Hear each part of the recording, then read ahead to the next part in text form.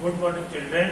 आज हम कक्षा 10 की एक नई कविता आपके समक्ष लेकर प्रस्तुत हुए हैं। इस कविता का नाम है कर चले हम फिदा। यह एक मशहूर गीत है, देशभक्ति युक्त गीत है। इसमें देश प्रेम की भावना उजागर होती है। इस गीत के जो रचयिता हैं, यह कवि हैं के.पी. आजमी जी हैं। के.पी. आजमी का जन्म जो है आजमगढ़ में हुआ था 1919 में। 1919 में इनका जन्म आजमगढ़ जिले में स्थित हुआ था। ये प्रसिद्ध शायर थे। इन्होंने फिल्मों के लिए बहुत लोकप्रिय गीत लिखे थे। शौकत आजमी और शौकत आजमी इनकी पत्नी थी और शबाना आजमी इनकी पुत्री जो अभिनेत्रियां हुई हैं। ये फिल्मों के लिए बहुत ही मशहूर गीत लिखे थे। यह गीत जो था, यह गीत भारत चीन 1962 में जो भारत और चीन के बीच युद्ध हुआ था, उसी पर आधारित, उसी की पृष्ठभूमि पर आधारित एक हकीकत फिल्म बनाई गई थी। उस फिल्म के लिए यह गीत लिखा था, जिसके बोल थे कर चले हम फिदा। इस फिल्म में देशभक्ति की भावना को उजागर किया गया और गीत के भी में जो भाव है वह है देश प्रेम की भावना को उजागर। मातृभूमि की रक्षा के लिए प्राण न्यौछावर की प्रेरणा मिलती है। इस कविता से हमें क्या प्रेरणा मिलती है, क्या सीख मिलती है कि मातृभूमि की रक्षा हेतु या मातृभूमि की रक्षा के लिए हमें अपने प्राणों को भी न्यौछावर करने में कभी भी संकोच नहीं करना चाहिए। अर्थात उसकी रक्षा के लिए हमें दिन प्रतिदिन तैयार रहना चाहिए। ये हर भारतवासी या हर देशवासी का कर्तव्य है। परंतु इस कविता में युद्ध के अंतर्गत सैनिक अपने सैनिक साथियों के साथ, जो सैनिक है अपने सैनिक साथियों को संबोधित करता है। जब वह मृत्यु के कगार पर होता है, जब वह मृत्यु के अंतिम क्षण पर होता है, तो अपने सैनिकों को वह संबोधित करता है, इस देश की बागडोर की रक्षा अब आपके हाथों में है। कविता का अनुवादन करेंगे और फिर इसके सरलार्थ को जानेंगे। कर चले हम फिदा जान तन साथियों, अब तुम्हारे हवाले वतन साथ। यहाँ सैनिक, मरते हुए सैनिक अपने साथियों को संबोधित करते हुए कहता है, हे मित्रों, अब मेरी जान जाने वाली है, अब मैं मृत्यु के करीब हूँ। अब मेरे बाद इस देश की रक्षा का भार आपके कंधों पर है। सांस थमती गई, नब्ज जमती गई, फिर भी बढ़ते कदम को न रुकने दिया। हमारी सांस रुकती गई, नसें जो है वो जम रही है, फिर भी हम अपने कदम को आगे ही बढ़ाते रह गए। अर्थात शत्रुओं से लड़ते हुए हम अपनी जान की बाजी लगा दी।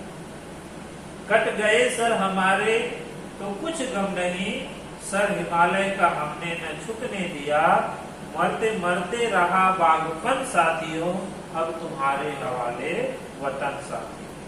हमने अपने सर को कटा दिया, अर्थात हमने अपने आप को बलिदान कर दिया, देश के लिए न्यौछावर कर दिया। परंतु देश के आन बान और शान में कोई भी किसी प्रकार की कमी नहीं आने दी। हिमालय की हमने डटकर रक्षा की, अर्थात मातृभूमि की रक्षा के लिए हमने अपने प्राणों को दांव पर लगा दिया, अपने प्राणों को न्यौछावर कर दिया। मरते मरते भी हमने अपना बागपन कायम रखा है। अब मेरे मरने के बाद, सिपाही रहा, मेरे मरने के बाद इस देश के रक्षा का उत्तरदायित्व आपके कंधों पर है। जिंदा रहने के मौसम बहुत है, मगर जान देने की रुत रोज आते हैं।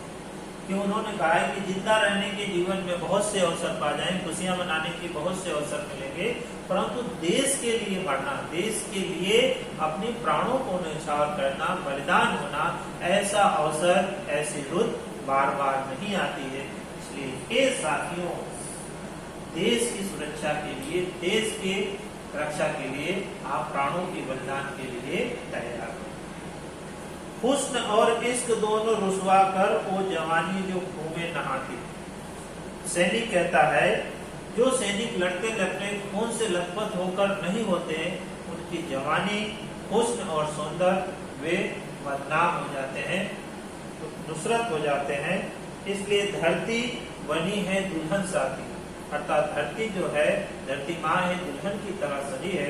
दुल्हन की रक्षा करना हम सबका कर्तव्य है, अर्थात देश की रक्षा करना हमारा धर्म है। इसलिए हमारे न रहने पर इस देश के रक्षा का उत्तरभार या दायित्व आपके कंधों पर है। आप इस देश की रक्षा के लिए तैयार रहें। राह कुर्बानियों की न वीरान हो, तुम सजाते ही रहना नए काफिले। मेरे मरने के बाद एक नया काफिला आएगा, आपके मरने के बाद एक नया काफिला आएगा। तो राह कुर्बानियों के देश की सुरक्षा के लिए नए नए समूह दल बार बार आकर इस पर लड़ते रहें और इसकी आन बार और शान को बचाते रहें। इसकी राह कभी भी वीरान न हो और नए नए काफिले सजाते रहें।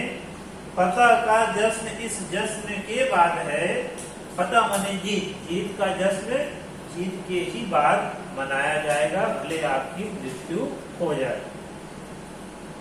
जिंदगी मौत से मिल रही है गले, देश की रक्षा के लिए अब यह जिंदगी मौत को गले लगाने वाली है।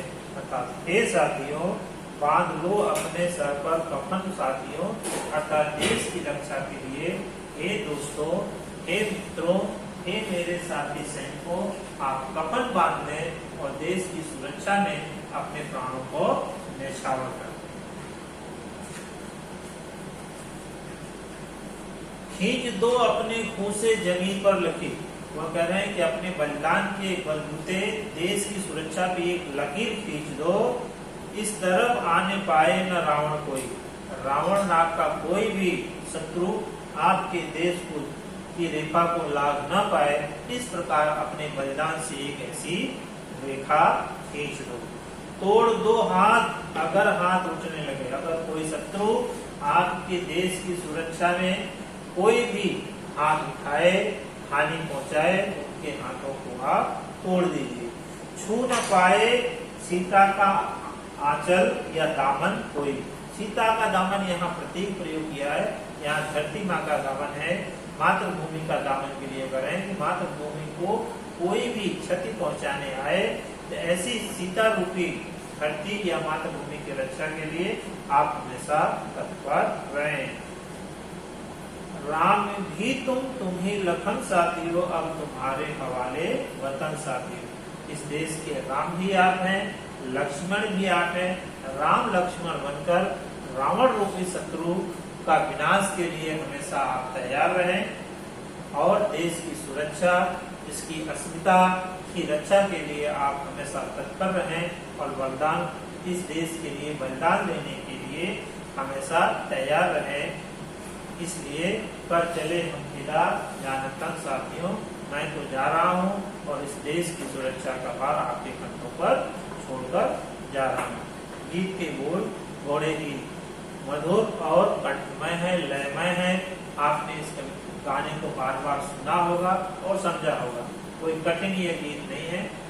गीत से संबंधित जो भी आपके प्रश्न उत्तर है वो आपको बाद में भेजे जाएंगे। धन्यवाद।